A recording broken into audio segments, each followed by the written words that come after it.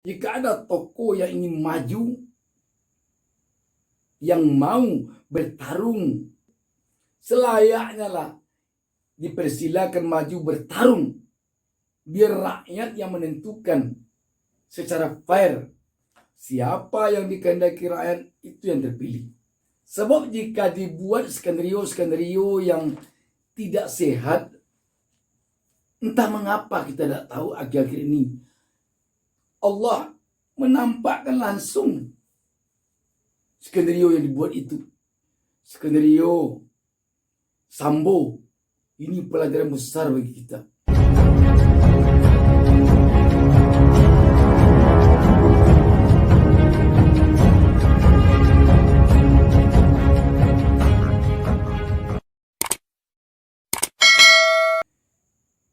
Assalamualaikum warahmatullahi wabarakatuh. Alhamdulillah kembali kita berjumpa dalam kesempatan ini. Insya Allah saya tidak lupa mendoakan kepada Allah Subhanahu Wa Taala. Semoga kita semuanya selalu diberikan keberkahan hidup oleh Allah Subhanahu Wa Taala. Dan semoga kita selalu diberinya petunjuk ke jalan yang benar. Sahabat BN, memang kalau kita perhatikan semakin hari semakin dekat ke tahun 2024, suasana politik semakin hangat, suasana perpolitikan semakin berhasap, suasana macam-macam semakin macam-macam. Seiring dengan itu, saya ingin sampaikan pada kesempatan ini, hari Selasa baru lalu ada sejumlah orang yang pergi ke gedung KPK di Jakarta. Mengapa? Tentu pergi demo. Demo apa? Demo anti Anies Baswedan. Apa temanya? Temanya tentang Formula E. Bagaimana Formula E? Agar KPK menuntaskan kasus Formula E. Untuk lebih jelasnya, saya akan bacakan sebuah berita tentang hal ini.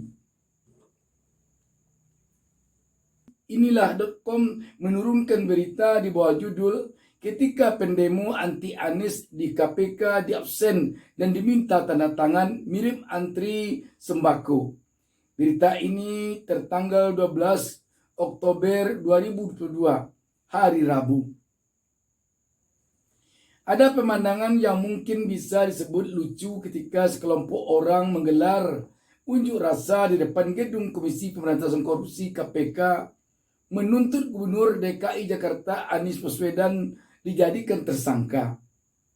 Segelintir orang yang menuding Anies terlibat korupsi dalam penyelenggaraan balap mobil listrik Formula E itu saat hendak memulai aksinya tampak menunggu arahan terlebih dahulu.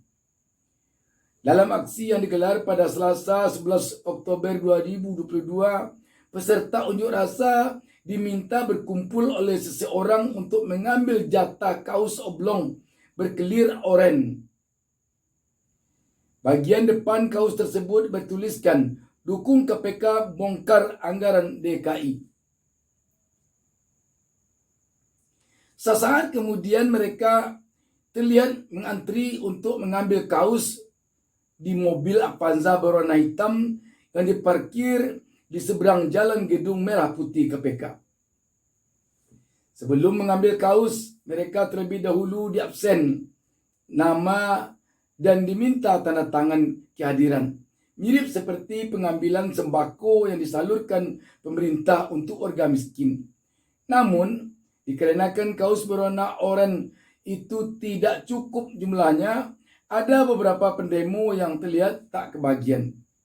Ketika demo akan dimulai menjelang sore, peserta aksi yang juga tampak dibekali bendera merah putih dan berbagai spanduk mulai membentangkan spanduk sesuai aba-aba. Di antara spanduk tersebut bertuliskan, "Gerakan Kepung KPK, kejar Formula E." Namun saat demo sedang berjalan, sebagian peserta tidak ikut menyatu dalam kumpulan. Mereka hanya duduk-duduk santai seperti ogah mendengarkan orasi. Padahal mereka sudah mendapatkan kaos oranye yang sebelumnya sudah dibagikan. Alih-alih serius mengikuti demo, sebagian dari mereka malah asyik mengisap rokok sembari ngopi. Bahkan ada juga yang malah menyantap rujak yang mereka baru beli di sekitaran lokasi. Mengetahui peserta demo bermalas-malasan, orator demo lantas berteriak memberi peringatan. Kita kesini ke KPK mau demo, bukan mau ngopi-ngopi santai. Tolong merapat bagi yang berbaju oranye, kata seorang orator perempuan yang terlihat kesal lantaran harus meneriakkan peringatan agar peserta demo ikut dalam barisan. Sementara itu, sebelumnya Ketua DPP Partai Keadilan Sejahtera PKS Mardani Alisera mengakui soal adanya upaya menjegal Gubernur DKI Jakarta Anies Baswedan untuk nyapres atau maju sebagai calon presiden capres pada pemilu 2024. Mardani pun tidak membantah adanya dugaan upaya menjegal Anies maju sebagai capres yang terlihat dari langkah Komisi KPK menyelidiki perhelatan Formula E. Sebagian mengatakan pemanggilan KPK itu salah satu bentuknya penjegalan. Kata Mardani di Jakarta Pusat Sabtu 17 September 2022. Jadi, sahabat BN, itulah ceritanya tentang demo yang berlangsung di KPK hari Selasa itu.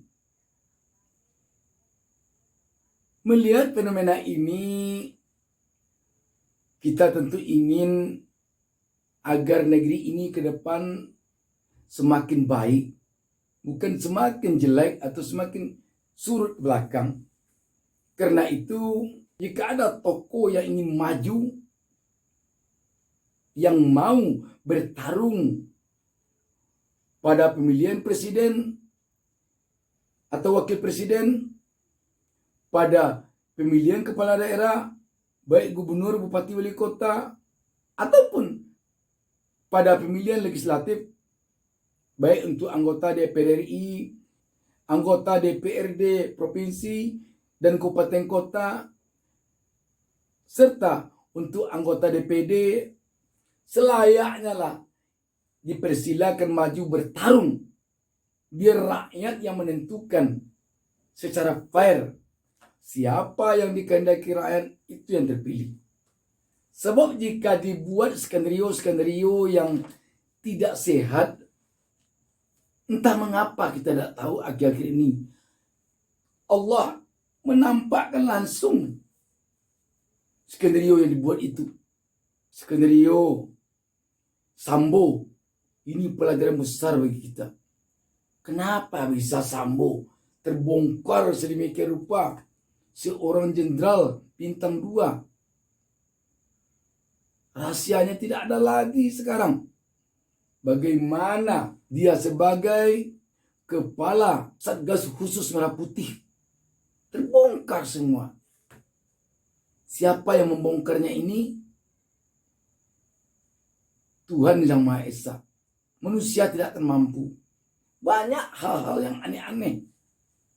Kemarin, yang baru saja terjadi sekarang ini, hasil rekaman seorang ibu yang mengaku-ngaku sebagai penjual dawet yang menjelek-jelekkan supporter Aremania dalam peristiwa Kanjuruhan terbongkar. Jadi entah Allah sekarang ini telah sedemikian rupa mau memperlihatkan kekuasaannya kepada kita di Indonesia ini. Maka hal-hal yang berbau tipu muslihat, hal-hal yang berbau skenario-skenario dengan cepat sekali diketahui oleh publik. Karena itu sebaiknya lah dihentikan skenario-skenario yang menjadikan sebuah persaingan menjadi persaingan tidak sehat. Mari kita persilakan saja maju. Oh, Anies mau maju, silakan maju. Ganjar Pranowo, silakan maju. Oh, yang lebih tua Pak Prabowo, silakan maju. Oh, yang muda Erick Thohir, silakan maju. Siapa lagi? Oh, lebih muda juga Puan Maharani, silakan maju. Seluruh tokoh-tokoh, mulai dari tokoh muda sampai tokoh yang tua, silakan maju. Nanti rakyat yang akan menentukan. Tidak ada gunanya dijegal-jegal. Sebab sekarang ini kalau dibuat penjagalan-penjagalan, sebentar saja orang dengan sangat mudah bisa mengetahui. Entah kenapa. Tanpa harus dengan penyadapan-penyadapan, bisa saja terbongkar. Siapa orang rakyat biasa yang berani menyadap Sambo, seorang irjen, tetapi terbongkar dengan sendirinya. Jadi sekarang sebaiknya kita menyadari benar bahwa Allah, Tuhan Yang Maha Esa sekarang ini telah hendak memperlihatkan kekuasaannya secara terang benderang, secara zahir. Hati-hati kita. Hati-hati kita menyikapi ini. Sebab siapa yang mencoba-coba berbuat yang tidak baik akan dibongkar kerahasiaan oleh Allah Subhanahu wa taala, oleh Tuhan Yang Maha Esa. Yakinlah. Bahkan dia akan dipermalukan. Betapa sekarang malunya seorang Irjen Verdi Sambo beserta istrinya, beserta anggotanya. Ini mari kita jadikan pelajaran sehingga tidak ada gunanya jegal-menjegal, tidak ada gunanya membuat hal-hal yang di luar kewajaran untuk menghambat seseorang. Tidak ada gunanya. Kita ingin sekarang ini bagaimana kita fokus menghadapi kemungkinan terburuk dari perekonomian kita pada tahun 2023 nanti. Apapun alasannya, perekonomian bangsa kita ini perlu kita angkat. Kalau ekonomi yang goncang, kestabilan bidang-bidang lain akan goncang. Politik, sosial, keamanan akan goncang. Karena itu, sebaiknya sekarang kita fokus mempersiapkan diri menghadapi situasi ekonomi terburuk tahun 2023 nanti. Bayangkan nanti, kita tahun 2023 makin disibukkan oleh Pilpres, pemilu legislatif, dan pilkada serentak. Di saat kita sibuk nanti, jika sempat ekonomi kita ambruk, tidak dapat kita bayangkan apa yang bakal terjadi nanti. Perut kalau lapar berbahaya. Orang kadang lebih memilih berkelahi dengan manusia dibandingkan dengan berkelahi dengan gelang-gelang yang ada dalam perut. Artinya, kalau sudah lapar, orang mau berbuat apa saja.